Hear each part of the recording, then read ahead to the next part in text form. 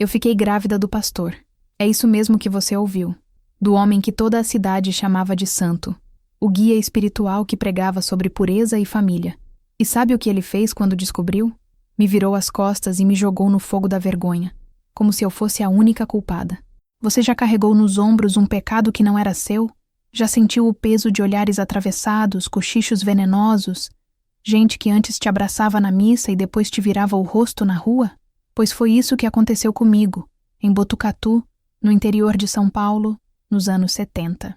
Naquela época, eu era uma viúva de apenas 32 anos. O coração ainda pesado de luto, 2 filhas pequenas dependendo de mim e uma solidão que me comia por dentro. Foi nesse buraco de dor que ele apareceu. O pastor João, com suas palavras doces, promessas de conforto e aquele jeito de quem parecia enxergar minha alma. A comunidade aplaudia. Olha como ele é generoso, visitando a irmã Maria Aparecida, cuidando das filhas dela, orando na casa dela. Mal sabiam eles que cada visita escondia algo que mais cedo ou mais tarde ia destruir minha paz. No começo, eu acreditava que era apenas carinho fraternal, mas logo os abraços duravam mais que o normal. As mãos dele seguravam as minhas tempo demais, e as orações sussurradas pareciam confissões íntimas. Eu, frágil, carente e sozinha, me deixei envolver, e quando percebi, já estava presa na armadilha. Meses depois, a notícia que me gelou o sangue. Eu estava grávida, e foi aí que o inferno começou. Porque o mesmo homem que me prometia consolo no escuro da noite, de dia me condenou diante de todos. Me chamou de pecadora, me acusou de tentar destruir seu ministério. A igreja acreditou nele. E eu? Eu fiquei sozinha, grávida, apontada na rua como se fosse a maior vergonha daquela cidade. Às vezes, as histórias mais poderosas não são aquelas gritadas dos púlpitos ou impressas em manchetes, mas sim as que são sussurradas pelo tempo, carregadas na alma de quem as viveu. A história que você está prestes a ouvir é uma dessas. Um testemunho de que a verdadeira força não reside na ausência de quedas, mas na coragem de se levantar depois de cada uma. E se histórias como esta, que revelam a profundidade da resiliência humana, tocam o seu coração, considere se inscrever em nosso canal. Assim, você não perde nenhum dos relatos que trazem à luz a força que, muitas vezes, nem sabíamos possuir. Agora, feche os olhos e deixe-se levar para uma pequena sala, onde o peso de décadas está prestes a ser confrontado. A sala do conselho da primeira igreja batista de Botucatu cheirava a poeira, cera de abelha e hipocrisia antiga. Era um odor que Maria Aparecida Ferreira, aos 74 anos, conhecia intimamente, sentada na cadeira de madeira dura, com as mãos nodosas pousadas sobre uma pequena caixa de pinho desbotada no colo. Ela sentia o peso de cada um dos seus anos. Do outro lado da longa mesa de mogno, o pastor João, agora um homem de cabelos brancos e rosto sulcado por uma pretensa sabedoria, observava-a com uma piedade condescendente, a mesma piedade que ele usara como arma 40 anos antes. Os 5 membros do conselho, homens mais jovens que mal conheciam a história que impregnava as paredes daquela igreja, olhavam de um para o outro, desconfortáveis. Haviam convocado a reunião a pedido de Davi Ferreira, o renomado advogado e filho de Maria, sob o pretexto de resolver uma pendência histórica que manchava a integridade da congregação.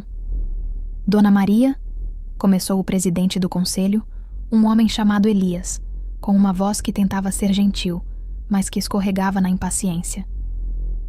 Agradecemos sua presença, mas como já foi dito ao seu filho, o pastor João serve a esta comunidade há quase 50 anos. Estas acusações são muito sérias e, francamente, parecem tardias. Maria Aparecida não respondeu imediatamente. Seus olhos, de um castanho profundo e cansado, estavam fixos no pastor. Ele não vacilou. Manteve o semblante sereno, as mãos cruzadas sobre a Bíblia de capa de couro. Ele era um mestre na arte da performance, um ator divino que havia convencido uma cidade inteira de sua santidade. Tardias? A voz dela soou, mais firme do que esperava. Era uma voz que carregava o eco de noites insones, de preces não respondidas e de uma força forjada no silêncio e na humilhação. A verdade não tem prazo de validade, Senhor Elias. Ela apenas espera o momento certo para ser ouvida. O pastor João sorriu, um sorriso triste e paternal. Maria, minha irmã, o tempo pode confundir as memórias. O sofrimento que você passou, eu entendo. A perda de um marido, a dificuldade de criar os filhos sozinha. Talvez isso tenha criado sombras onde nunca houve escuridão. A sala ficou em silêncio.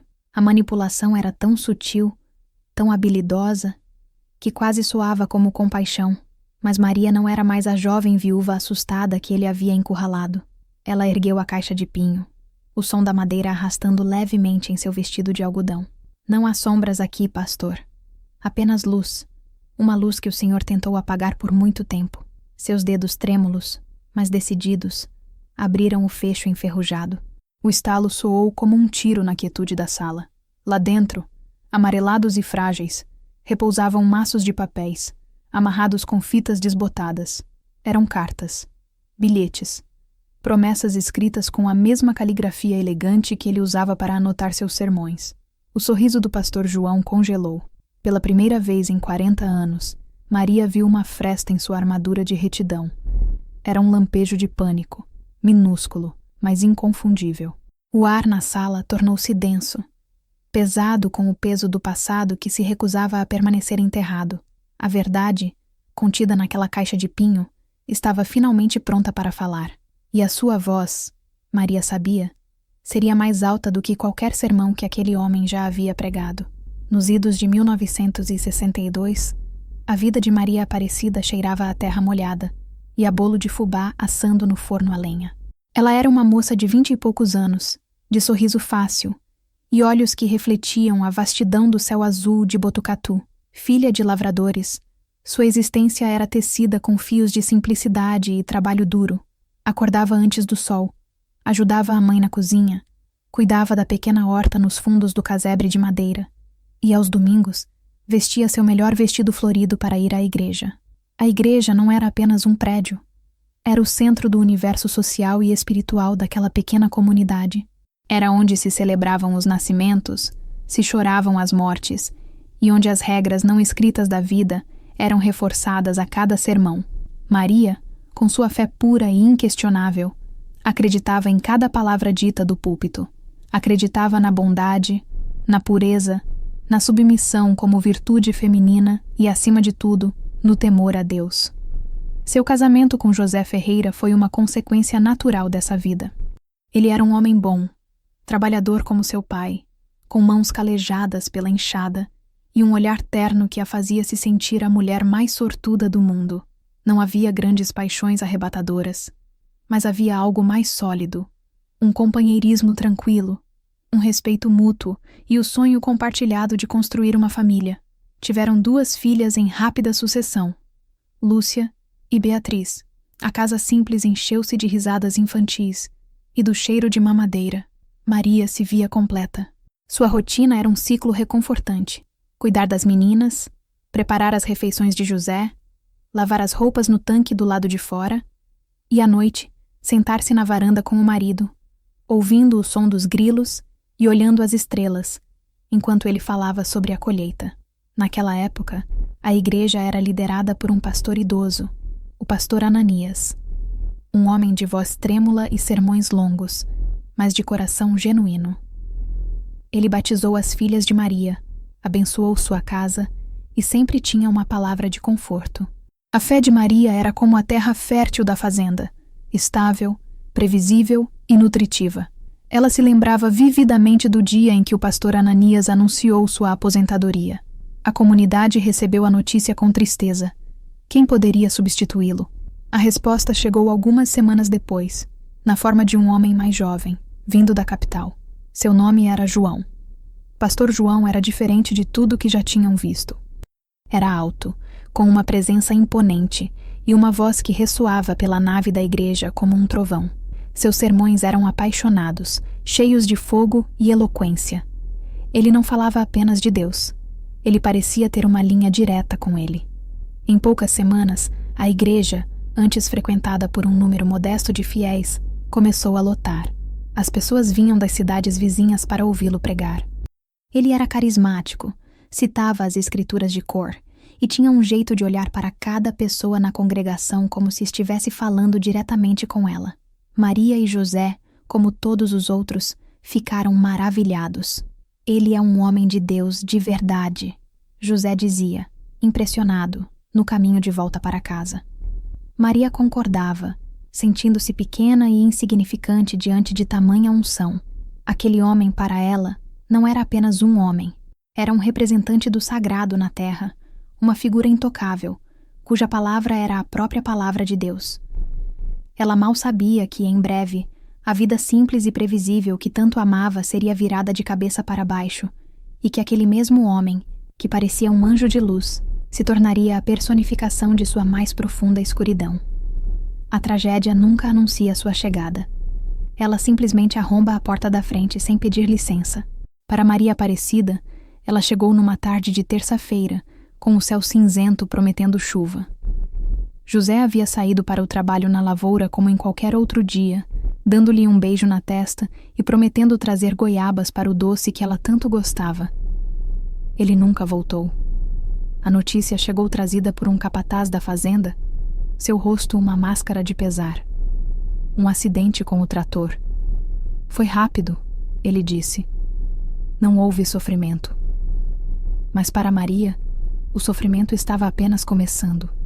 O mundo dela, antes um campo arado em linhas retas e previsíveis, transformou-se num caos de dor e incredulidade. O velório foi em sua própria sala.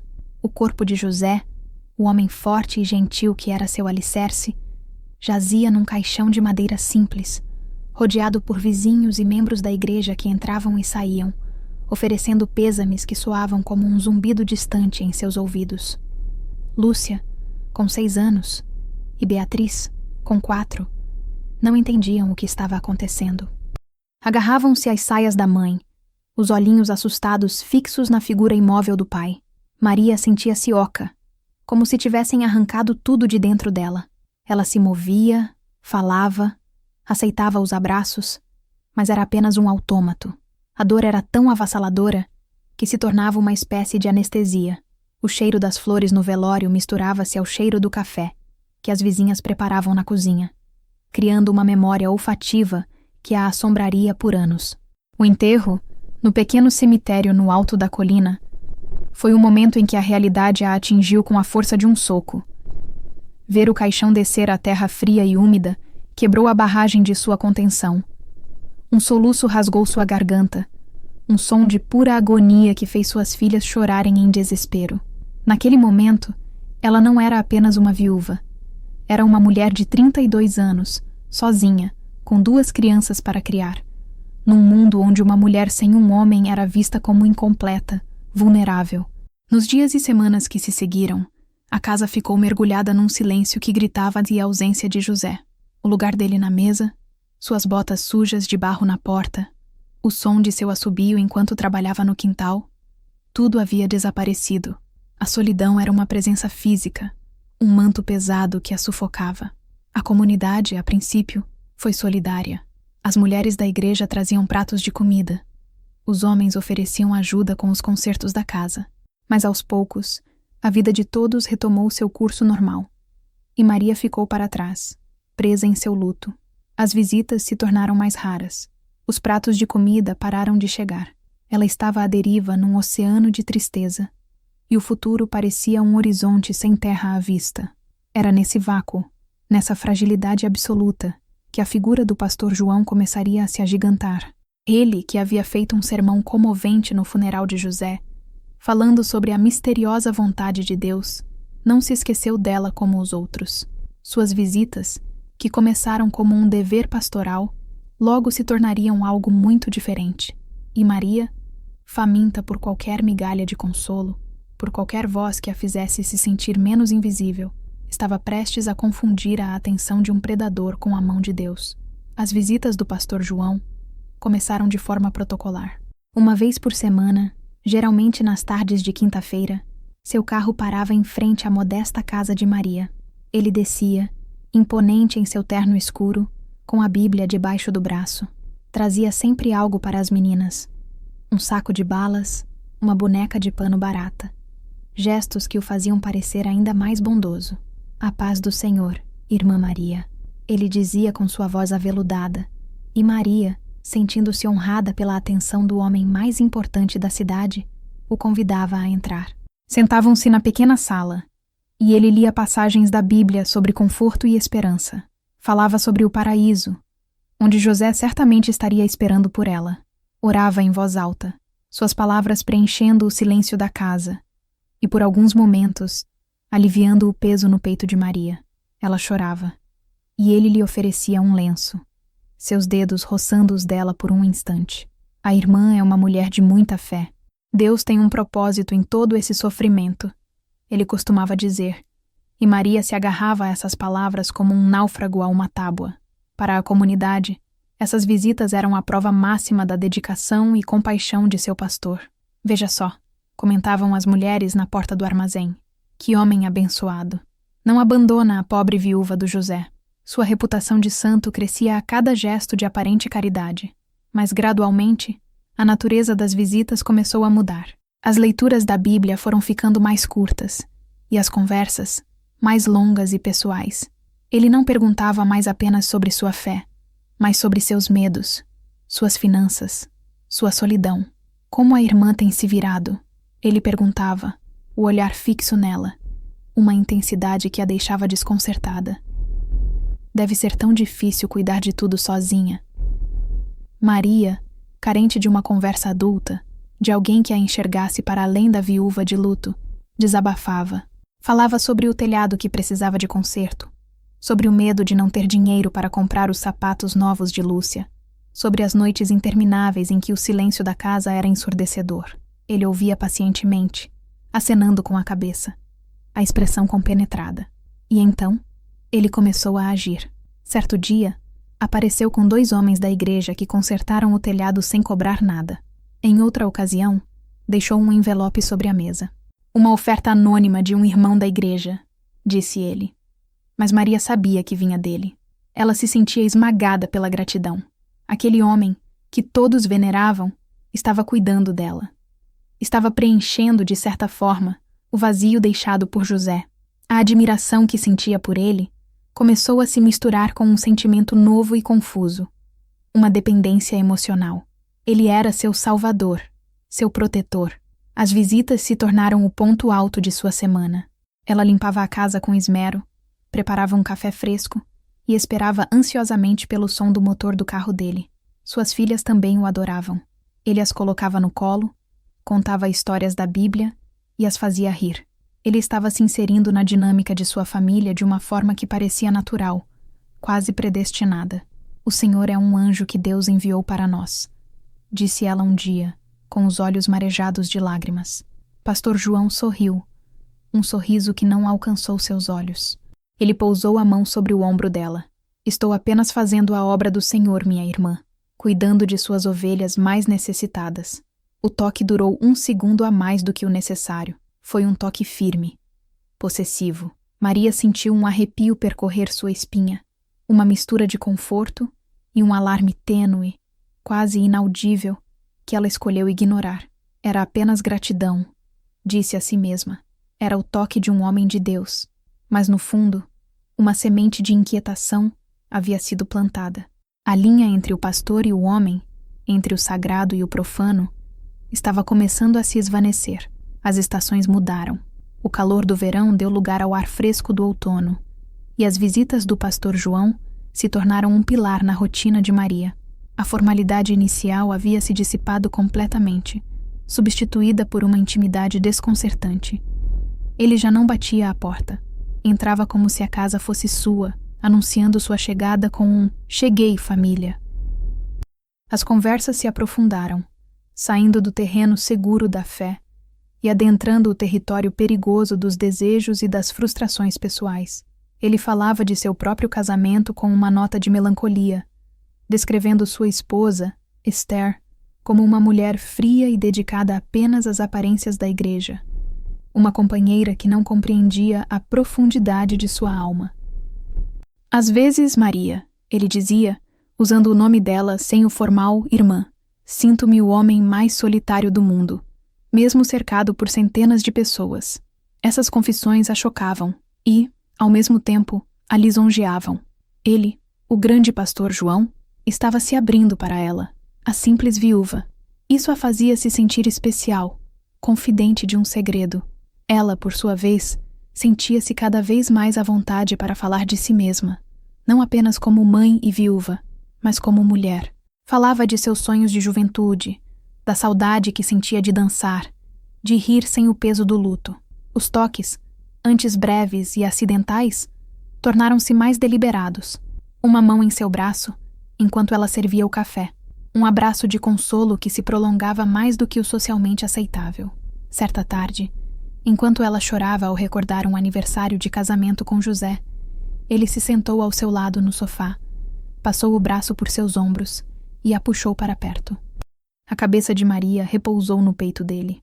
Ela podia sentir o cheiro de seu sabonete e o som abafado de seu coração batendo. Era um gesto de conforto, mas havia algo mais. Uma corrente elétrica, um calor que ela não sentia há muito tempo. Sentiu-se culpada, envergonhada, mas também inegavelmente viva. Por um instante, permitiu-se afundar naquele abraço, esquecendo quem ele era e quem ela deveria ser. Quando se afastou, o rosto corado, ele a olhou com uma intensidade que a deixou sem fôlego.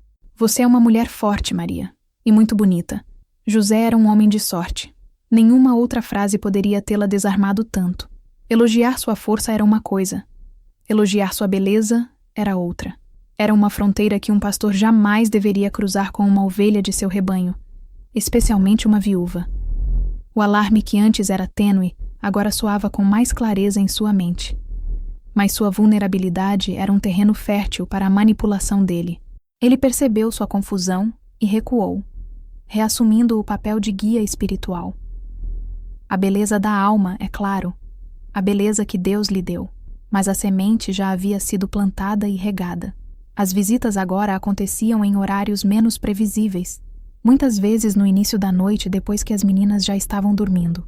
A desculpa era sempre uma passagem rápida para uma oração, mas a oração era invariavelmente seguida por longas conversas sussurradas na penumbra da sala, iluminada apenas por um abajur.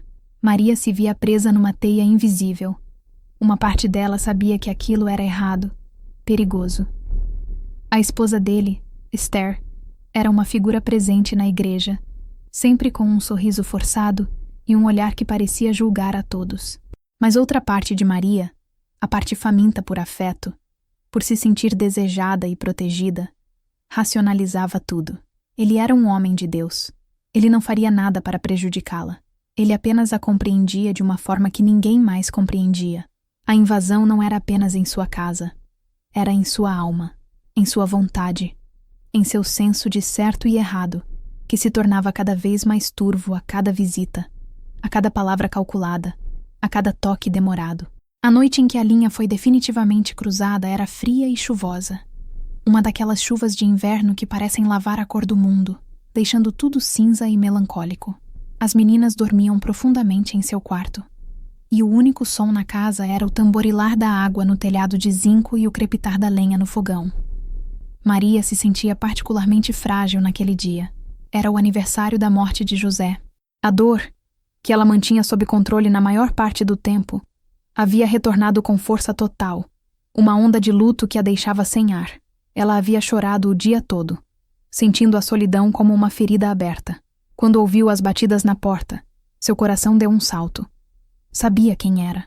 O pastor João entrou, sacudindo a água do casaco, o rosto expressando uma profunda preocupação. Eu senti no meu coração que a irmã não estava bem, disse ele, sua voz um bálsamo para a alma ferida de Maria. O Espírito Santo me guiou até aqui. Ela desabou.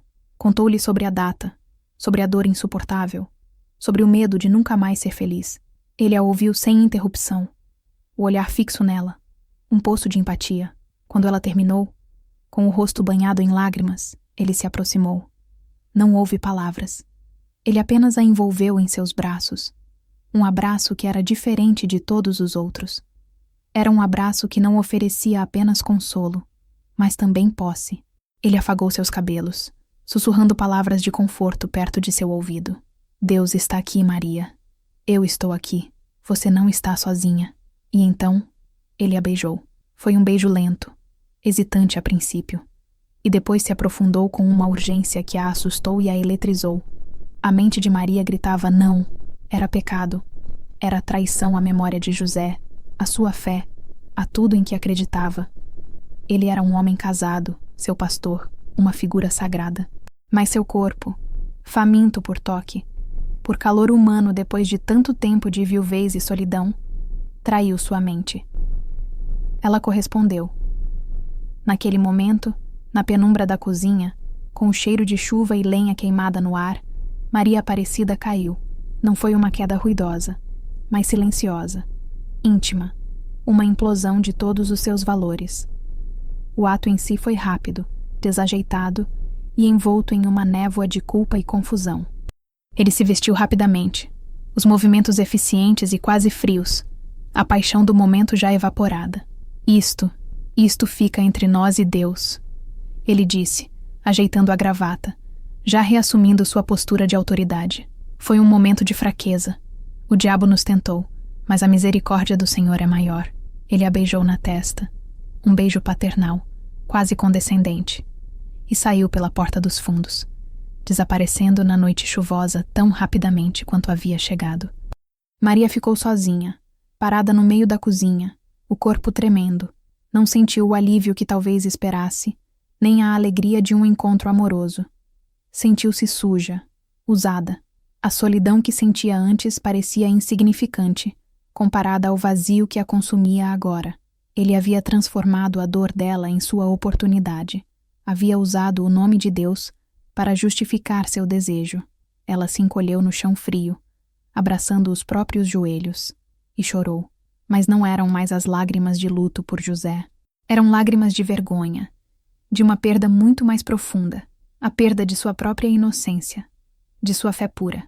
Naquela noite, o pastor não havia apenas cruzado uma linha física, ele havia profanado o santuário de sua alma, deixando para trás um silêncio que era mais pesado do que qualquer palavra de condenação. E ela, atordoada e envergonhada, guardaria esse segredo como um carvão em brasa no peito. Depois daquela noite, a dinâmica entre eles se transformou em um jogo perigoso de segredos e encontros furtivos. As visitas pastorais diurnas cessaram quase que por completo. Em seu lugar, surgiram os encontros noturnos, sempre envoltos em desculpas e realizados sob o manto da escuridão. Ele nunca mais usou a porta da frente. Maria vivia num estado constante de ansiedade. Durante o dia, na igreja, ela ouvia no púlpito, pregando com fervor sobre a santidade da família e os perigos da carne. Ele olhava para a congregação, e por vezes seu olhar passava por ela sem qualquer sinal de reconhecimento. Para o mundo, ele era o pastor João, o pilar moral da comunidade, e ela era a irmã Maria, a viúva devota. Essa dualidade a estava consumindo. A culpa era sua companheira constante. Ela se sentia uma hipócrita, cantando hinos de louvor enquanto carregava um pecado tão grande. Evitava o olhar de Esther, a esposa do pastor, sentindo o peso da traição como se estivesse estampado em sua testa. João, por sua vez, era um mestre na compartimentalização. Nos encontros clandestinos, era um homem apaixonado, sedutor. Dizia que o que eles tinham era especial, um encontro de almas, que transcendia as leis dos homens. Mas no momento em que saía de sua casa, voltava a ser o pastor inatingível. Para manter a comunicação, ele começou a lhe escrever. Eram bilhetes curtos, entregues por meio de terceiros de confiança, ou deixados em lugares combinados, como dentro de um inário na igreja ou sob uma pedra perto do portão de sua casa. Eram também cartas mais longas, escritas em papel timbrado da igreja, repletas de uma mistura bizarra de passagens bíblicas e declarações de amor carnal. Minha amada Maria, ele escreveu em uma delas, penso em ti durante meus sermões. Peço a Deus que perdoe nosso amor, pois um sentimento tão forte não pode ser apenas pecado. É uma provação. Tu és a minha Eva, e eu, teu Adão, num jardim secreto que só nós conhecemos. Maria guardava cada pedaço de papel. A princípio, era um consolo, uma prova de que ela não estava imaginando tudo, de que os sentimentos que ele professava na escuridão eram de alguma forma reais. Ela os lia e relia, tentando encontrar neles a justificação para o que estavam fazendo. Ela os escondeu numa pequena caixa de pinho que pertencera a seu pai, um lugar onde ninguém jamais pensaria em procurar. A caixa, que antes guardava ferramentas de carpintaria, agora guardava as provas de seu segredo. Com o tempo, no entanto, um sentimento de poder começou a se misturar com a vergonha. Aquelas cartas eram a única parte tangível da relação deles. Enquanto ele podia negar tudo com palavras, a caligrafia dele, a assinatura dele, estavam ali, em preto no branco. Sem perceber, Maria estava colecionando a munição que, um dia, poderia ser sua única defesa. Os meses se passaram nesse ciclo de encontros secretos, culpa diurna e cartas escondidas. Maria se sentia cada vez mais isolada. O segredo a afastava de suas poucas amigas, e até mesmo de sua família. Ela estava vivendo uma vida dupla, e o esforço para manter as aparências estava exaurindo sua energia. Ela começou a notar uma mudança sutil em João.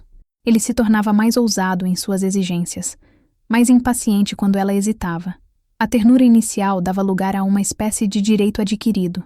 Ele não estava mais a consolando. Estava a usando. A percepção doentia de que o amor dele era apenas luxúria e poder começou a clarear em sua mente. Mas ela se sentia presa. Como poderia sair daquilo? Ele era o homem mais poderoso que conhecia. Uma palavra dele poderia destruí-la. E assim, ela continuou, um passo de cada vez, afundando mais no pântano que ele havia criado para ela, enquanto a caixa de pinho, em seu esconderijo, ficava cada vez mais cheia. Foi numa manhã de primavera, com o cheiro de jasmim no ar, que a primeira onda de náusea a atingiu. Maria estava no quintal, estendendo roupas no varal, quando o mundo pareceu girar. Ela se apoiou no poste de madeira, respirando fundo, e atribuiu o mal-estar ao cansaço, ao estresse de sua vida secreta. Mas as náuseas voltaram no dia seguinte, e no outro, e com elas, uma fadiga avassaladora que a deixava sem forças para as tarefas mais simples. Uma suspeita terrível, um medo gelado, começou a se instalar em seu coração. Era um medo tão primordial, tão impensável, que ela tentou empurrá-lo para o fundo de sua mente. Não podia ser. Deus não permitiria. Mas seu corpo não mentia. Seu ciclo, antes regular como um relógio, havia desaparecido. As semanas se transformaram em 1 mês, depois 2. A suspeita virou uma certeza agonizante. Ela estava grávida. O pânico a engolfou. Grávida. Uma viúva. Naquela cidade pequena e conservadora, era uma sentença de morte social.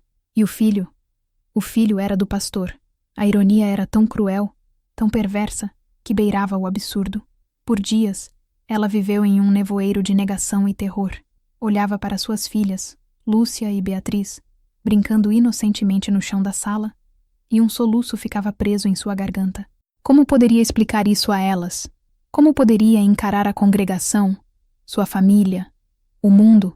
A alegria que deveria acompanhar a notícia de uma nova vida era para ela um presságio de desastre. Cada enjoo matinal era um lembrete de sua queda, de sua vergonha. Finalmente, reunindo uma coragem que não sabia possuir, ela decidiu que precisava contar a João. Apesar de todo o medo e da crescente percepção de seu caráter, uma parte ingênua dela ainda se agarrava a uma fina esperança. A esperança de que ele, o homem de Deus, faria a coisa certa. Talvez eles pudessem fugir, recomeçar em outro lugar. Talvez ele confessasse tudo e enfrentasse as consequências ao lado dela. Eram fantasias desesperadas, mas eram tudo o que ela tinha. Ela lhe enviou um bilhete urgente, usando o código que haviam estabelecido. Preciso falar com você. É uma questão de vida ou morte. Ele apareceu naquela mesma noite, mais tarde do que o habitual, a irritação mal disfarçada em seu rosto. O que é tão importante, Maria? Você sabe o risco que corremos. Ela não fez rodeios. Com a voz trêmula, mas firme, de pé no meio da sala escura, ela disse as palavras que selariam seu destino. Eu estou grávida, João. Vamos ter um filho. O silêncio que se seguiu foi o mais aterrorizante que ela já experimentara.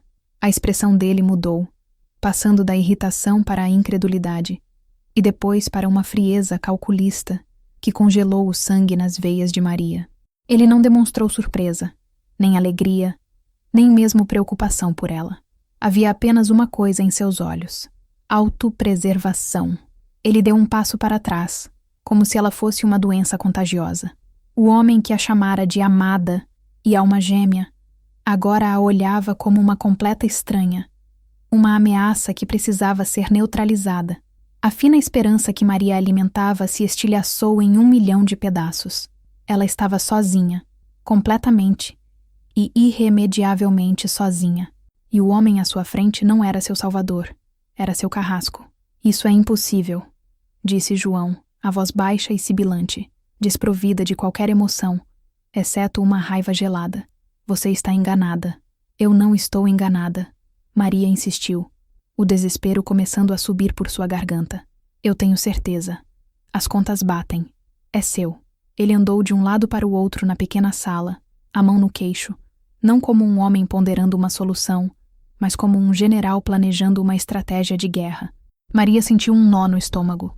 O homem que pregava sobre acolhimento e perdão havia se transformado em um estrategista frio. Ninguém pode saber disso, Maria, ele disse finalmente, parando na frente dela. Seu tom não era de cumplicidade, mas de ordem. Ninguém. E o que vamos fazer? Ela perguntou. A voz um fio. Uma criança não pode ser escondida para sempre.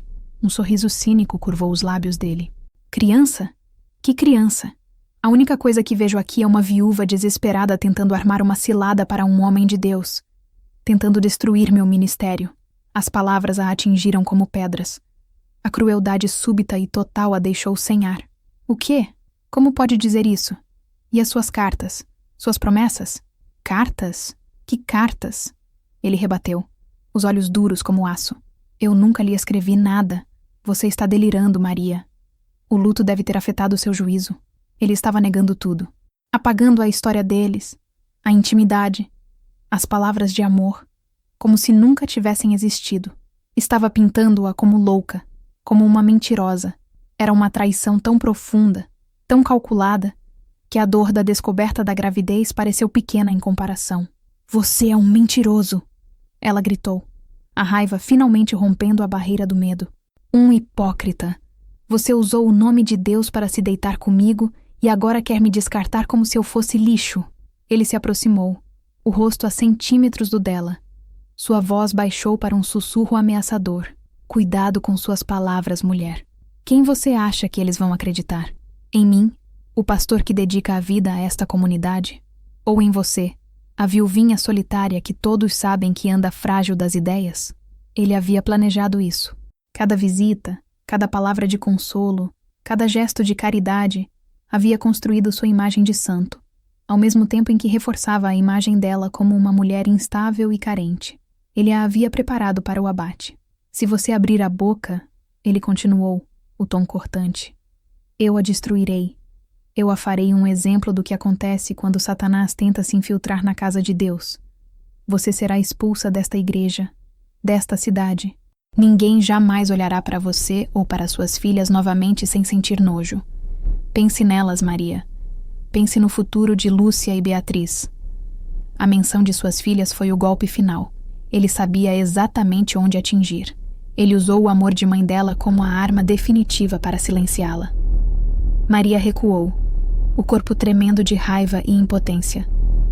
Ela olhou para o homem à sua frente e não viu mais um pastor, nem um amante, nem mesmo um homem.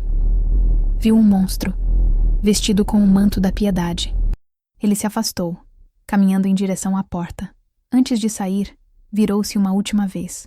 Este filho, se é que existe, não é meu. É fruto da sua própria fraqueza. Você pecou sozinha e arcará com as consequências sozinha.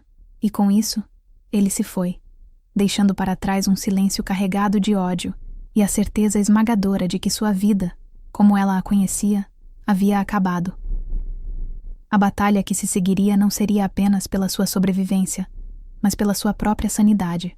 Ele havia construído um muro de negação e pretendia emparedá-la viva atrás dele. O domingo seguinte, amanheceu com um sol brilhante que parecia zombar da escuridão na alma de Maria. Ela não queria ir à igreja, mas sabia que sua ausência seria notada, gerando perguntas que ela não podia responder. Com o coração pesado, vestiu as filhas, colocou seu próprio véu de normalidade e caminhou para o templo, sentindo cada passo como uma marcha para sua própria execução. A igreja estava cheia, como sempre. O som dos hinos, que antes a confortavam, agora pareciam dissonantes e falsos. Ela se sentou em seu banco habitual, no fundo, tentando se tornar invisível. Quando o pastor João subiu ao púlpito, uma quietude reverente tomou conta do lugar. Ele abriu sua Bíblia, mas seus olhos varreram a congregação, detendo-se por um instante imperceptível em Maria. Um arrepio percorreu a espinha dela. O sermão daquele dia foi intitulado Vigiai e Orai, as armadilhas do tentador. Ele começou com sua voz calma e ressonante, falando sobre as provações e as tentações que afligem até os mais justos. Aos poucos, no entanto, o tom mudou. Tornou-se mais intenso, mais apaixonado, mais acusatório. Meus irmãos, ele bradou, o dedo apontado para a congregação. O inimigo de nossas almas não descansa. Ele usa instrumentos, vasos de fraqueza, para tentar minar a obra de Deus. Ele se disfarça de ovelha, mas por dentro é um lobo devorador. Os fiéis se inclinavam para a frente em seus bancos, absorvendo cada palavra. Maria sentia os olhares começando a se voltar para ela, primeiro de forma sutil, depois mais abertamente. O ar ficou pesado, denso. Às vezes, continuou o pastor, a voz carregada de uma falsa emoção, o tentador usa a forma mais improvável, a da mulher solitária, da viúva carente, cuja dor a torna um portal para a entrada do pecado na comunidade. Uma Jezabel moderna, que com seus encantos e falsas lágrimas tenta enredar os homens de Deus, tenta destruir famílias, tenta macular o que é sagrado. Ele não disse o nome dela. Não precisava. Cada palavra era uma flecha envenenada, apontada diretamente para o coração de Maria. O sangue fugiu de seu rosto. As pessoas ao seu redor começaram a se afastar sutilmente, criando um vácuo em torno de seu banco. Os cochichos começaram, um zumbido venenoso que encheu seus ouvidos. Ela tentou seduzir o pastor. Pobre homem de Deus, ter que passar por isso. Sempre achei que havia algo de errado com ela. Lúcia, percebendo a mudança na atmosfera, agarrou a mão da mãe. Mamãe, por que estão olhando pra gente? Maria não conseguia responder. Estava paralisada, presa no epicentro de um terremoto social que ele havia orquestrado com perfeição diabólica. Ele a estava julgando e condenando publicamente, sem lhe dar qualquer chance de defesa. Ele estava usando o púlpito, o lugar mais sagrado da igreja, como sua arma de destruição em massa. Mas nós não seremos enganados, trovejou o pastor, alcançando o clímax de sua performance, pois a luz sempre expulsa as trevas. A verdade sempre prevalece. Oremos, irmãos, pela alma daquele ou daquela que se deixou usar por Satanás. Oremos para que se arrependa de sua maldade, para que se afaste de nosso meio, antes que contamine todo o rebanho. A congregação respondeu com um amém, fervoroso que soou como o bater de um martelo de juiz. Quando o culto terminou, ninguém falou com Maria. As pessoas que a conheciam desde criança, que haviam comido em sua mesa e a consolado em seu luto, agora passavam por ela como se ela fosse uma aparição, os olhos baixos ou cheios de desprezo. Ela pegou suas filhas pela mão e saiu da igreja, caminhando por um corredor de silêncio e condenação. O sol lá fora ainda brilhava, mas para Maria Aparecida, o mundo havia mergulhado em uma escuridão sem fim. Ele não apenas a havia traído e abandonado, ele a havia transformado, aos olhos de todos, na personificação do próprio pecado. A pecadora, a tentadora, a Jezabel, e ela carregava em seu ventre o fruto secreto da santidade hipócrita daquele homem. A guerra não estava mais escondida na escuridão. Estava declarada em plena luz do dia. A condenação pública do sermão foi apenas o começo. Nos dias que se seguiram, Maria descobriu a verdadeira extensão do poder de um boato em uma cidade pequena. Ela se tornou uma pária, uma figura marcada pela vergonha. Ir ao armazém da vila, uma tarefa antes rotineira, transformou-se em uma provação. As conversas cessavam abruptamente quando ela entrava. As mulheres se viravam de costas, fingindo examinar um saco de feijão. Os homens a olhavam com uma mistura de desprezo e curiosidade lasciva. O dono do armazém, que antes lhe vendia fiado, agora exigia o pagamento à vista. O tom de voz seco e impessoal. As crianças, cruéis em sua inocência manipulada, refletiam o julgamento dos pais. Lúcia e Beatriz começaram a voltar da escola chorando. Mamãe, eles disseram que você é uma mulher má, Lúcia soluçou um dia. o rostinho contorcido de confusão e dor. Disseram para não brincar mais com a gente. Cada porta que se fechava em sua cara, cada olhar de reprovação, cada sussurro que chegava a seus ouvidos, era um tijolo a mais no muro de isolamento que a cercava. Até mesmo alguns de seus próprios parentes, primos e tios distantes, atravessavam a rua para não ter que cumprimentá-la. A pressão para se conformar com a narrativa do pastor era esmagadora. Ficar ao lado de Maria era se opor ao homem de Deus, um ato de rebeldia que poucos ousavam cometer. Sua casa, antes um refúgio, tornou-se sua prisão. Ela passava os dias lá dentro, as cortinas fechadas, com medo de enfrentar o mundo. A solidão, que já era sua companheira desde a morte de José, agora tinha um novo sabor, o da rejeição. Era um silêncio acusatório, que ecoava as palavras do sermão, as fofocas, os julgamentos. A gravidez avançava, e com ela, a evidência física de seu pecado. Seu corpo, que deveria ser uma fonte de orgulho e expectativa, tornou-se a prova viva de sua vergonha. Ela tentava esconder a barriga crescente com vestidos largos, mas não havia como esconder a verdade que se avolumava sob o tecido. Em seu desespero, ela procurou sua própria mãe.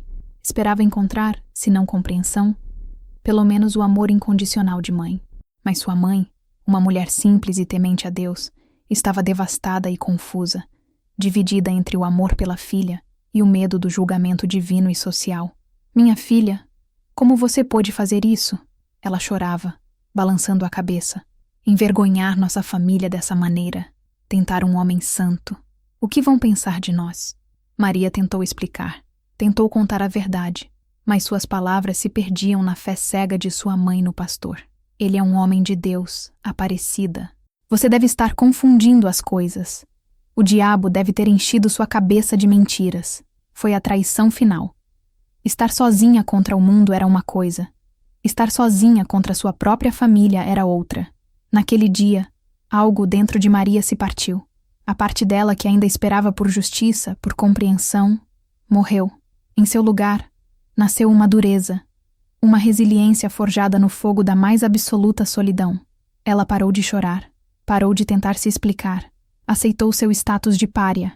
Se o mundo a via como uma pecadora, que assim fosse.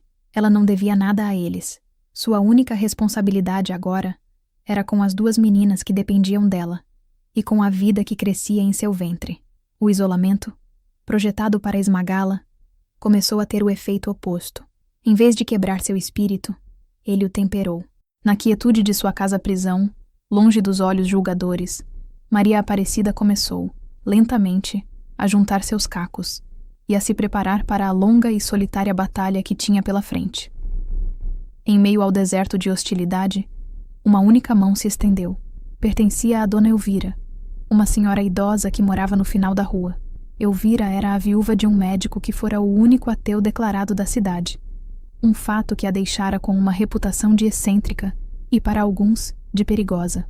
Ela raramente ia à igreja e observava o fervor da comunidade com um ceticismo divertido.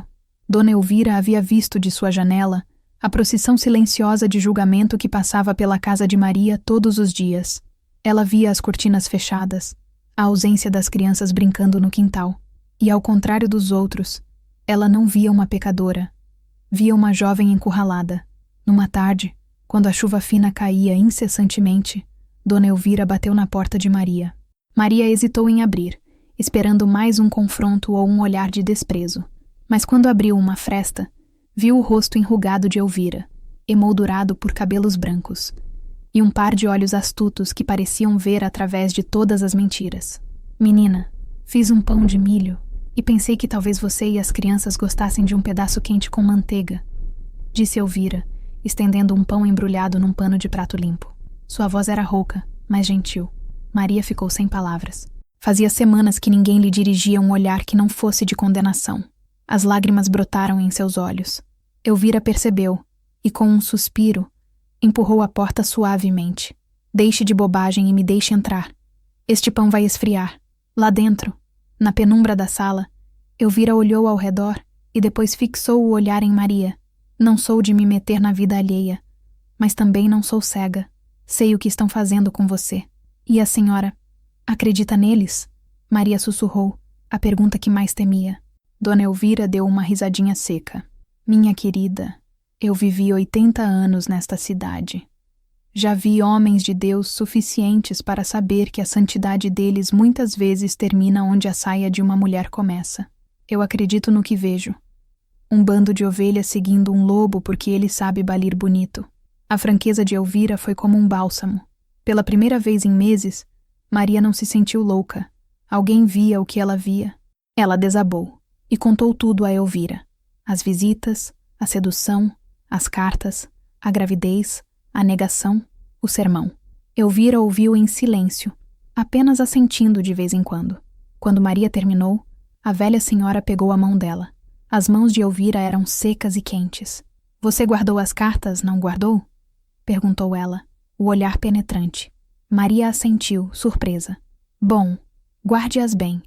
Um dia esse papel amarelado valerá mais do que todo o ouro do mundo. Mas o tempo ainda não é agora. Agora é tempo de sobreviver. A partir daquele dia, Dona Elvira se tornou o oásis de Maria. Ela não podia mudar a opinião da cidade, mas oferecia um refúgio. Trazia comida, sabendo que o dinheiro de Maria era curto. Brincava com Lúcia e Beatriz, dando-lhes a atenção que lhes era negada na escola. E mais importante, ela conversava com Maria como um ser humano, não como um caso perdido. Não deixe que eles te definam, Elvira lhe disse certa vez enquanto tomavam café. A vergonha é uma prisão que só existe se você aceitar a chave. Eles te deram as grades, mas quem se tranca lá dentro é você. Crie seu filho, crie suas filhas, viva sua vida com a cabeça erguida, mesmo que seja dentro destas 4 paredes. A maior vingança contra a hipocrisia é a dignidade. As palavras de Elvira se tornaram o mantra de Maria. A amizade improvável daquela velha senhora cética deu-lhe a força que ela precisava para não sucumbir. A mão estendida na escuridão não iluminou o caminho inteiro, mas forneceu uma pequena vela, o suficiente para que Maria pudesse ver o próximo passo à sua frente. E, por enquanto, isso era tudo de que ela precisava. Os meses finais da gravidez foram um exercício de reclusão e resistência. O corpo de Maria, agora pesado e transformado, era um testemunho silencioso de sua história. Ela raramente saía de casa, e quando o fazia, era sob o manto do crepúsculo, para evitar os olhares e os sussurros. Dona Elvira era sua única ligação com o mundo exterior, trazendo-lhe mantimentos e notícias. O parto começou numa noite de tempestade, como se o céu estivesse refletindo a turbulência de sua vida. As dores vieram fortes e rápidas. Com a ajuda de Dona Elvira, que agiu com a calma de quem já tinha visto de tudo na vida, Maria deu à luz em sua própria cama, ao som da chuva e dos trovões. Quando o choro agudo e forte do bebê preencheu o quarto, as lágrimas de Maria finalmente rolaram, mas não eram de tristeza ou vergonha. Eram de alívio, de exaustão e de um amor feroz e protetor que a surpreendeu. Era um menino, saudável, perfeito. Dona Elvira limpou o bebê e o colocou nos braços de Maria. Ao olhar para aquele pequeno rosto enrugado, para aquelas mãos minúsculas que se agarravam a seu dedo, toda a amargura do mundo pareceu recuar. Aquele não era o fruto do pecado. Era seu filho, uma vida inocente, que não tinha culpa dos erros e da maldade dos adultos. Como você vai chamá-lo? Perguntou Elvira baixinho. Maria olhou para o filho e um nome lhe veio à mente. Um nome de força, de um herói improvável que derrotou um gigante. Davi, ela disse. O nome dele será Davi. A chegada de Davi, no entanto, trouxe consigo uma nova e dolorosa burocracia. O registro de nascimento. Alguns dias depois, ainda fraca, Maria teve que ir ao cartório da cidade. O escrivão, um homem que a conhecia desde pequena, a tratou com uma frieza profissional que doía mais do que um insulto direto. Ele preencheu a papelada, a caneta arranhando o papel. Nome da mãe: Maria Aparecida Ferreira. Nome do pai. Ele parou e ergueu os olhos para ela. A pergunta suspensa no ar. O coração de Maria martelou contra as costelas. Por um segundo, a tentação de dizer o nome dele, de gritar a verdade para aquele funcionário e para o mundo, foi quase irresistível. Mas então, as palavras de João ecoaram em sua mente. Pense em suas filhas. Ela olhou para o pequeno Davi, adormecido em seus braços. Uma guerra pública agora só traria mais dor e miséria para eles. A hora da verdade ainda não havia chegado. Engolindo o orgulho e a raiva, ela balançou a cabeça. Pai não declarado, disse ela, a voz firme, apesar do tremor interno.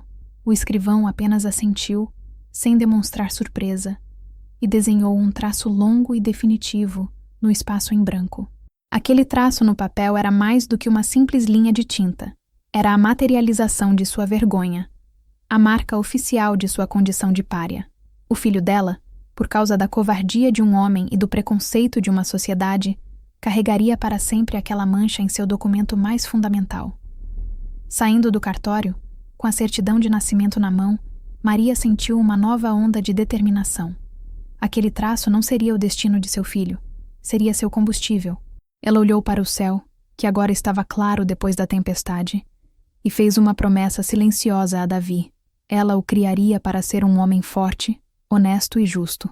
Um homem que nunca teria vergonha de sua origem, e que seria, em tudo, o oposto do homem que se recusou a lhe dar um nome. A mancha no papel não seria uma marca de vergonha, mas um lembrete da luta que eles teriam que travar e vencer. Os anos que se seguiram foram uma longa e árdua costura. Maria costurava para fora, remendando as roupas dos poucos que ainda não a haviam banido completamente, para ganhar alguns trocados.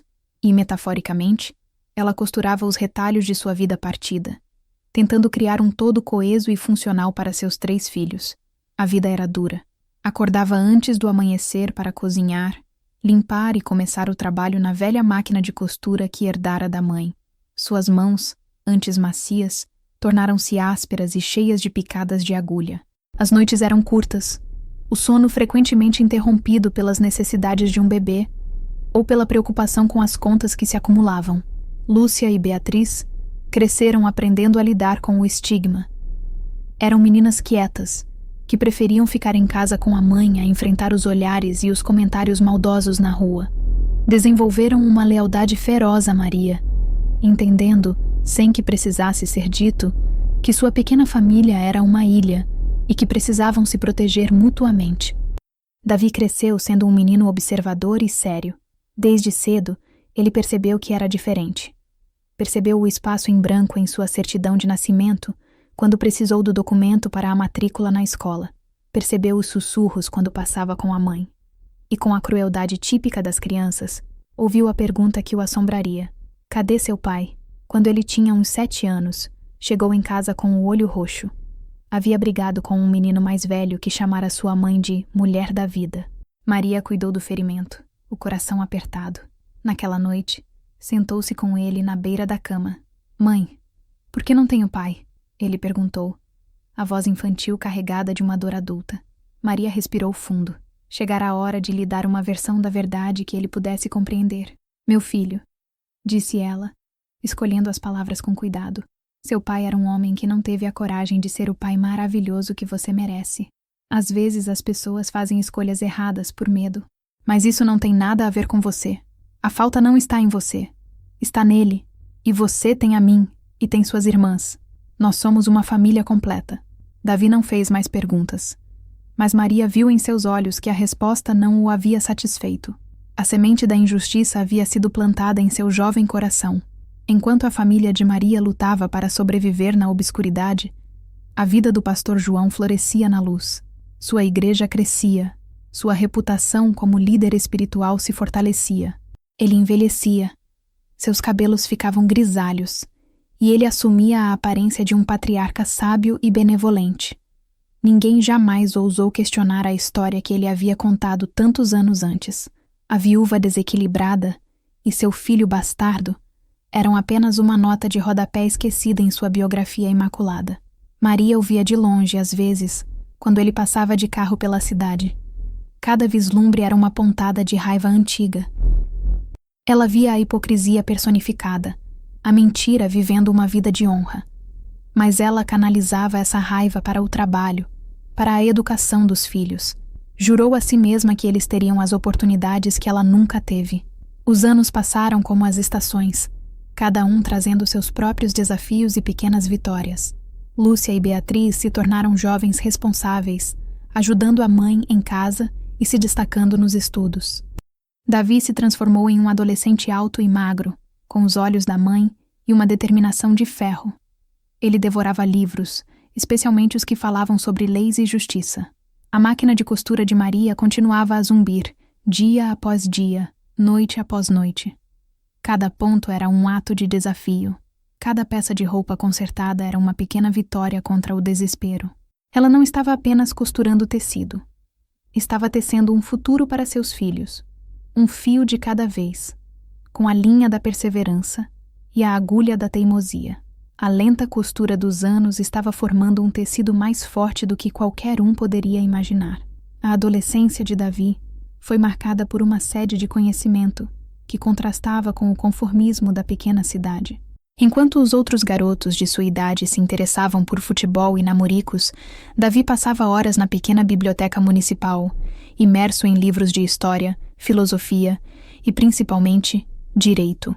A ausência de um pai em sua vida e o ostracismo sutil que sua família enfrentava não eram mais apenas uma fonte de dor, mas um enigma que ele estava determinado a decifrar. Ele observava a dinâmica de poder na cidade, a forma como a reputação e a autoridade, especialmente a religiosa, podiam moldar a verdade e esmagar os vulneráveis. Ele via o cansaço nos olhos de sua mãe, a resiliência em sua postura e a tristeza que, por vezes, velava seu rosto quando ela pensava que ninguém estava olhando. Via o sacrifício em suas mãos calejadas. E via o pastor João, cada vez mais venerado, uma figura patriarcal que personificava a justiça divina para a comunidade. A dissonância entre a santidade pública do pastor e a dor privada de sua mãe era uma injustiça que queimava em seu peito. Certa noite, quando Davi já tinha 17 anos e se preparava para o vestibular, ele encontrou sua mãe na cozinha, adormecida na cadeira, a cabeça apoiada na mesa de costura, cercada por tecidos e carretéis de linha. O esgotamento dela era palpável. Ele a cobriu com um cobertor e ficou ali, observando-a. Naquele momento, a vaga ambição de ser alguém na vida cristalizou-se em um propósito claro e inabalável. Ele não queria apenas uma profissão, queria uma arma. E a arma mais poderosa que conhecia contra a mentira e a opressão era a lei. No dia seguinte, ele se sentou com Maria. Mãe, eu decidi o que quero fazer. Vou prestar vestibular para direito. Maria o olhou, uma mistura de orgulho e preocupação em seus olhos. A faculdade de direito ficava na capital, era cara, um sonho distante para uma família como a deles. Meu filho, isso é maravilhoso, mas como vamos pagar? Eu vou conseguir uma bolsa. Vou estudar dia e noite se for preciso. Eu vou passar. E um dia, ele disse, a voz cheia de uma convicção que a arrepiou, eu vou usar o que aprender para garantir que ninguém nunca mais passe pelo que a senhora passou. Vou lutar por pessoas que não têm voz. Ele não mencionou o nome do pastor, mas ambos sabiam de quem ele estava falando. Não era um plano de vingança, mas de retificação. Era o desejo de reequilibrar a balança que por tanto tempo esteve pendendo para o lado da injustiça. A determinação de Davi contagiou a família. Lúcia e Beatriz, que já trabalhavam em pequenos empregos na cidade, prometeram ajudar com as despesas. Maria intensificou seu trabalho de costura, aceitando mais encomendas do que podia dar conta. A casa, que por anos fora um refúgio de silêncio e resignação, tornou-se uma colmeia de esforço coletivo. Impulsionada por um objetivo comum, Davi cumpriu sua promessa. Passou noites em claro, debruçado sobre livros emprestados, alimentado por café forte e pelo sonho de justiça. Quando o resultado do vestibular saiu, seu nome estava na lista dos aprovados, com uma bolsa integral por mérito. A notícia se espalhou pela cidade.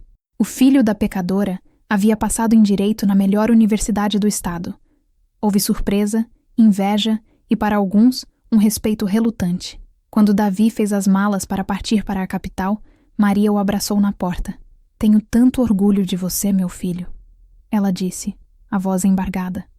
Tudo o que sou, eu devo à senhora. Ele respondeu, segurando o rosto dela entre as mãos. Eu volto.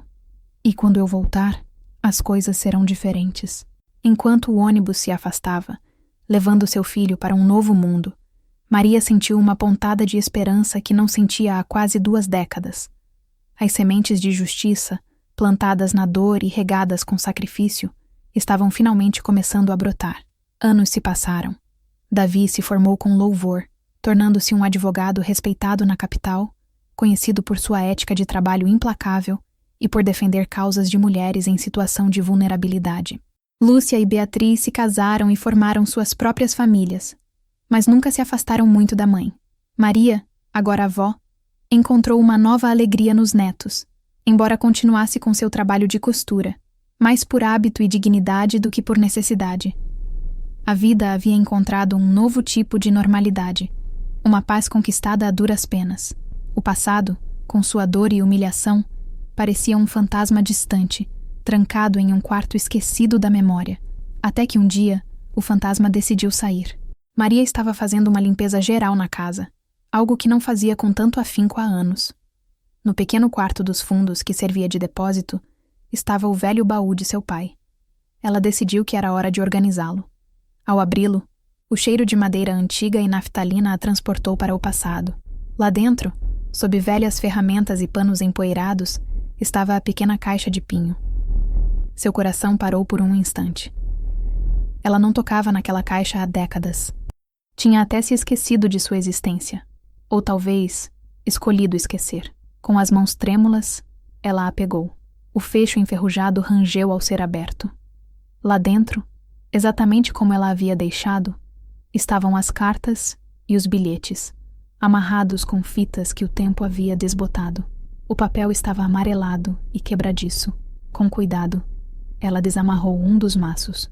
A caligrafia elegante de João saltou da página. Minha amada Maria, tu és a minha Eva, e eu, teu Adão. As palavras, que um dia lhe pareceram românticas e depois venenosas, agora pareciam simplesmente patéticas. A memória voltou com uma clareza avassaladora, mas a dor aguda de antes havia sido substituída por uma tristeza fria e distante. Ela não era mais a jovem viúva assustada e apaixonada. Era uma mulher que havia sobrevivido. Ela passou horas sentada no chão empoeirado, lendo cada carta, cada bilhete. Não eram mais apenas lembranças de um caso de amor ilícito. Eram provas. Provas de uma mentira que havia definido sua vida e a de seus filhos. Provas da hipocrisia de um homem que continuava a ser reverenciado como um santo. Dona Elvira, já falecida há muitos anos, sussurrou em sua memória. Um dia, esse papel amarelado valerá mais do que todo o ouro do mundo. Mas o tempo ainda não é agora. Maria olhou pela janela. O sol da tarde banhava seu jardim. Ela pensou em Davi, em seu trabalho, em sua paixão por justiça. Pensou em suas filhas, em seus netos. Pensou em si mesma, na mulher que se tornou. O tempo seria agora. A raiva que ela pensara estar extinta reacendeu, não como um fogo selvagem, mas como uma brasa quente e constante. Não se tratava mais de vingança. Tratava-se de verdade. Tratava-se de reivindicar sua própria história, de corrigir a narrativa que lhe fora imposta. Tratava-se de garantir que o espaço em branco na certidão de nascimento de seu filho fosse, ao menos simbolicamente, preenchido com a verdade. Ela fechou a caixa de pinho com um clique decidido. O som ecoou na casa silenciosa. O fantasma não estava mais trancado no baú. Estava livre. E pela primeira vez, Maria não tinha medo de encará-lo. Na semana seguinte, Davi veio da capital para sua visita mensal. A rotina era sempre a mesma. Um almoço em família, brincadeiras com os sobrinhos, e depois, um tempo a sós com a mãe, colocando as conversas em dia. Mas desta vez, Maria estava diferente. Havia uma nova resolução em seu olhar, uma quietude que precedia uma tempestade. Depois do almoço, quando estavam sozinhos na varanda, ela entrou em casa e voltou com a caixa de pinho. Colocou-a sobre a pequena mesa entre eles. Davi a olhou, curioso. — O que é isso, mãe? — É a sua história, disse ela, a voz firme. E a minha. É a verdade que eu nunca tive coragem de contar por inteiro. Com uma calma que surpreendeu a si mesma, Maria abriu a caixa e, uma por uma, contou a história por trás das cartas. Falou das visitas, da sedução, da vulnerabilidade, do amor confuso que sentiu, da gravidez, da negação cruel e do sermão que a sentenciou ao exílio social. Davi ouvia em silêncio, o rosto impassível, mas os nós dos dedos cerrados sobre os joelhos, denunciavam a fúria que crescia dentro dele. Ele não a interrompeu nenhuma vez.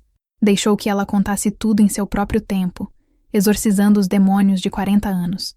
Quando ela terminou, o silêncio pairou entre eles, pesado e denso. Maria entregou-lhe uma das cartas. Davi a pegou, o papel frágil em suas mãos de advogado, acostumadas a manusear documentos e processos. Ele leu a caligrafia floreada, as palavras que misturavam o sagrado e o profano. Era a prova irrefutável. "Eu sinto muito, mãe", disse ele finalmente, a voz embargada por uma emoção que raramente demonstrava. "Sinto muito por tudo que a senhora passou, por eu nunca ter sabido como te proteger disso. Você me protegeu sendo o homem que se tornou." Ela respondeu, colocando a mão sobre a dele. "Agora eu não sei o que fazer com isso. Uma parte de mim quer queimar tudo e esquecer. Outra parte acha que a verdade precisa ser dita." Davi olhou da caixa para o rosto da mãe. Ele via a mulher forte que o criara, mas também via a jovem ferida que ela fora obrigada a esconder. Como advogado, ele via um caso de abuso de poder, de manipulação emocional, de difamação. Como filho, via a chance de restaurar a honra de sua mãe. "Não se trata de vingança", disse ele, como se lesse os pensamentos dela. "Vingança não curaria nada. Trata-se de responsabilidade. Ele construiu uma vida inteira sobre uma mentira que destruiu a sua. A verdade não vai apagar o passado, mas pode redefinir o presente. E o futuro? Mas e a igreja? A cidade?" Ela ponderou, os velhos medos ressurgindo. "Seria a minha palavra contra a dele. De novo. Não mais", Davi disse, apontando para a caixa. "Agora, a senhora tem a palavra dele, escrita, assinada, e tem a mim, não mais como um menino indefeso que apanhava na escola, mas como seu advogado." A palavra advogado soou diferente daquela vez. Tinha o peso da lei, da justiça formal. "O que você sugere?" ela perguntou. "A igreja tem um novo conselho de ética, mais moderno. Podemos levar o caso a eles, internamente, exigir um reconhecimento da verdade, uma retratação. Não é um tribunal, mas é a corte de onde veio a sua sentença. É lá que a sua absolvição tem que acontecer." Maria olhou para a caixa e depois para o filho. Aquele menino, nascido da vergonha e do segredo, havia se tornado seu campeão. A decisão foi tomada. Não com raiva, mas com uma clareza serena. Era hora de fechar o círculo. "Então, vamos fazer isso", disse ela, juntos. E assim, a cena se completou. De volta à sala do conselho, o círculo do tempo se fechava. A tensão, que já era alta, tornou-se quase insuportável depois que Maria abriu a caixa de pinho. O pastor João, cujo pânico inicial fora rapidamente mascarado por uma indignação forçada, levantou-se. "Isso é um absurdo, uma farsa", ele declarou, a voz ressoando com a autoridade de sempre. "Esses papéis podem ser qualquer coisa, falsificações, delírios de uma mente perturbada." Davi, que permanecera em silêncio até então, levantou-se calmamente. Ele não era mais o filho, mas o advogado. Seu terno estava impecavelmente alinhado, sua postura era ereta, sua voz era controlada e precisa. "Senhores do conselho", começou ele, dirigindo-se aos membros, ignorando o pastor. "O que minha mãe apresenta não são delírios, são documentos. E como advogado, posso garantir que temos especialistas prontos para atestar a autenticidade desta caligrafia, caso seja necessário. Uma caligrafia que, tenho certeza, os senhores conhecem bem dos registros e anotações da igreja ao longo dos últimos 50 anos. Ele pegou uma das cartas. "Gostaria de ler um trecho, com a permissão dos senhores." Elias, o presidente do conselho, assentiu, o rosto pálido. A voz de Davi era clara, sem emoção, o que tornava as palavras ainda mais chocantes.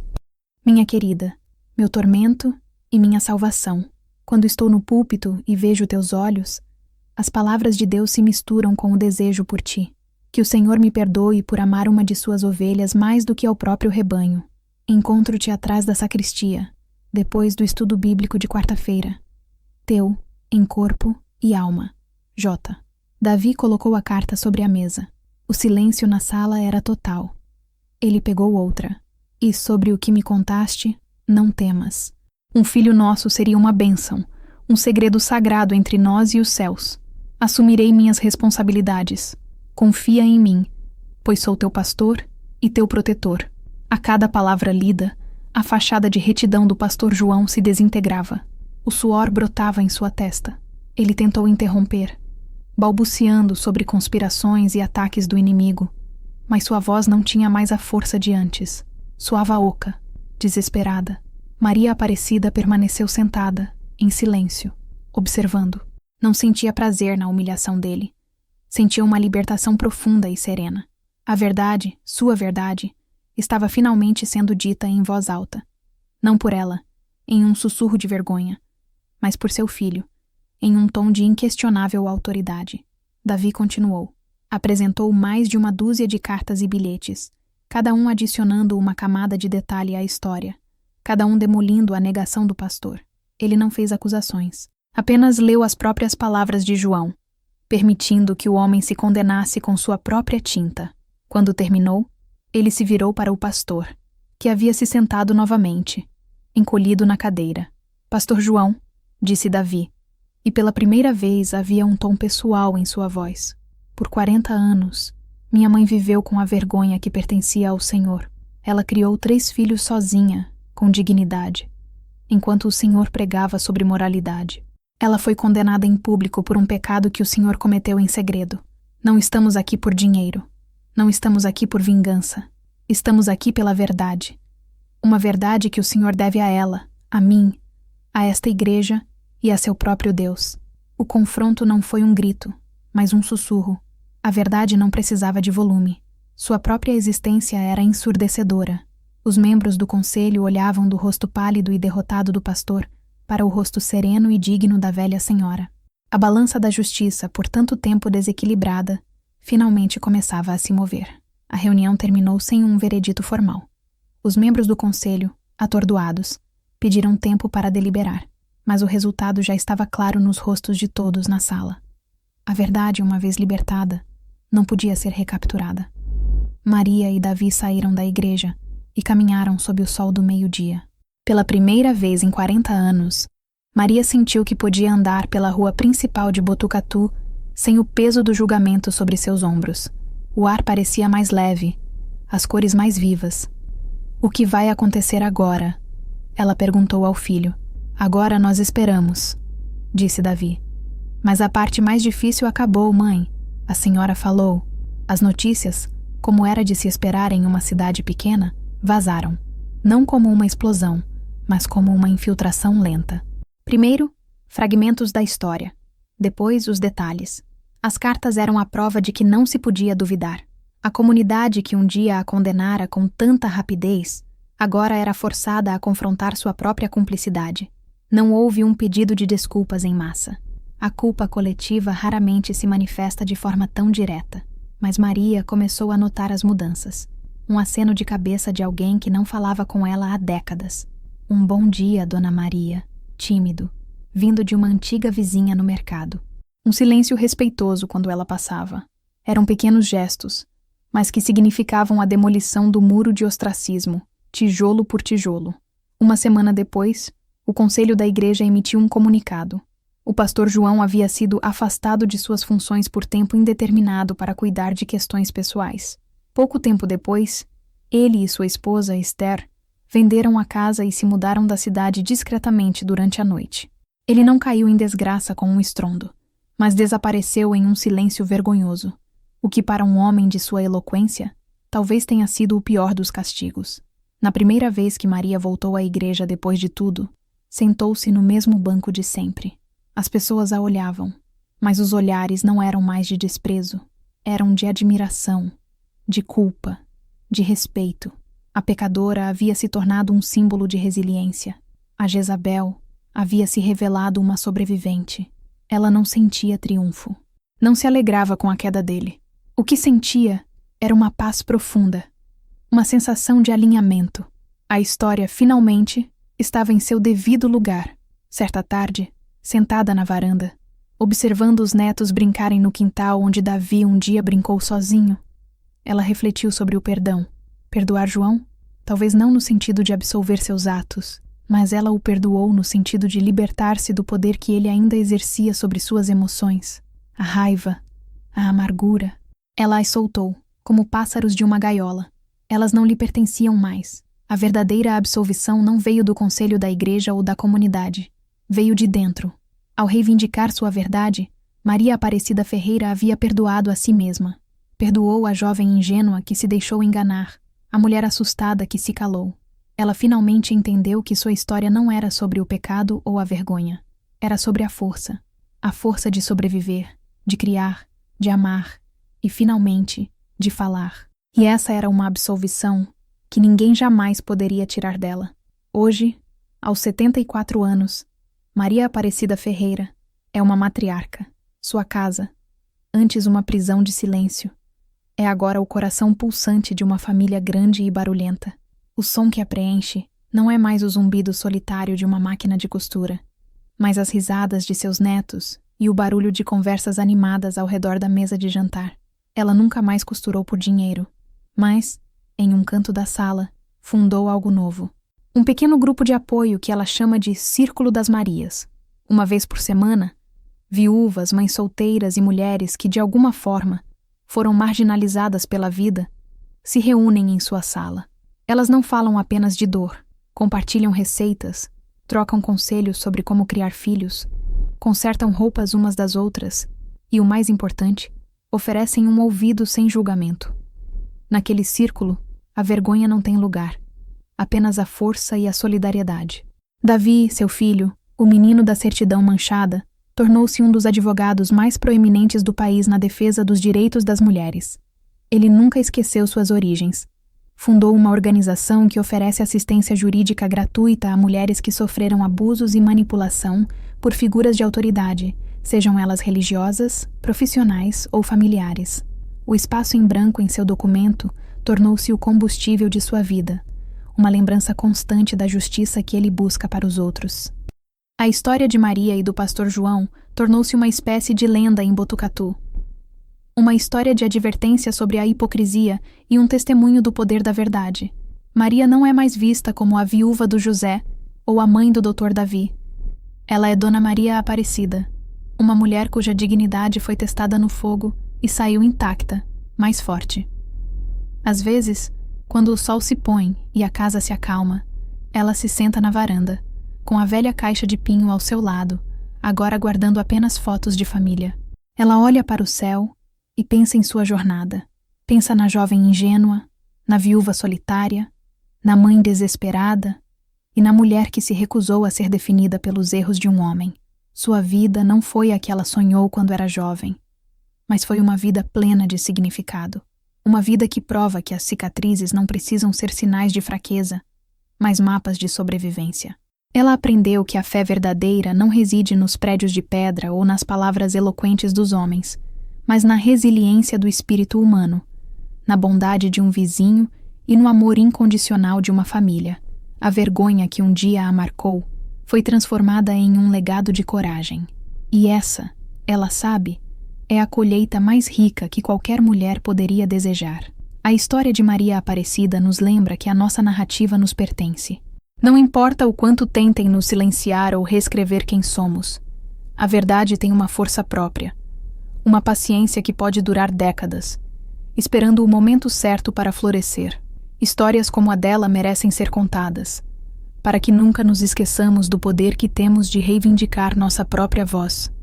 Se este relato tocou sua alma, inscreva-se em nosso canal, deixe seu like e compartilhe nos comentários o que a força de Maria significou para você. Assim, juntos, continuamos a dar luz a essas incríveis jornadas de superação.